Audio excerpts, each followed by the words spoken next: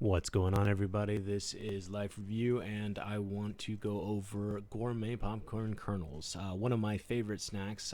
It is the glorious snack that is both very healthy or something that you can make super bad for you, which is the reason why it's so fantastic. Regardless, you wouldn't be here if we all didn't agree it's tasty.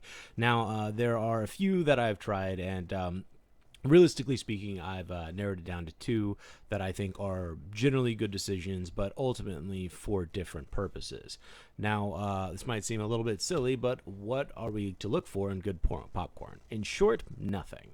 There shouldn't be a dang thing in that popcorn other than popcorn. There shouldn't be anything added into it. If there is a single thing on that label other than popcorn, that's a bad thing. Yeah, you want to make sure that there's no additives or anything like that. It's got to be as close to the original source as possible, and that's just because obviously you want to make sure that there's nothing in there that you're not anticipating for. Or realistically speaking, if there's anything in there other than popcorn, it's probably really bad for you. Now, one of these popcorns, and I'm going to show you them right now, we've got the Great Northern popcorn that comes with its own seasoning, I guess you could say, that does have additional ingredients in it. And then, of course, there's Bob's Red Mill, which is, as you can see, my favorite and the winner for general tastiness and fantasticness. Now, they both treat dramatically different lifestyles whenever it comes down to that. One is going to be someone who wants something they can easily throw together. Yeah, if you have a popcorn machine or a popcorn maker, you can just take the seasoning of the Great Northern popcorn, throw it in there, and be done with it. It's very quick, very easy, and very effective. Bob's Red Mill is also very easy, but you might need a little bit of hardware in order to maximize on the efficiency. Now, the reason why I say that is because I personally cook my popcorn on the stovetop. Of course, you can microwave pop it in a bag if you want to. If you've got a machine popper or an air popper, you can do that as well. But if you cook it on the stovetop, it's fast, it's delicious, and it's very, very easy, and you can control it very, very well.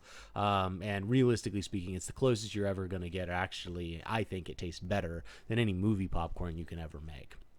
But the first thing that I do is you want to look for a vessel for cooking it on the stovetop that has a small rounded bottom but expands outward, kind of like a big bowl shape, I guess you could say, with a smaller bottom and a higher top. Now, a lot of people out there will recommend that you get a just standard stainless steel bowl, put it right on the burners, and use tongs to shake it around and then cover it with aluminum foil, pop a little holes in it, and you're good to go. If you want to go full-on pro status because you love popcorn, you like making it quickly, I actually recommend a wok.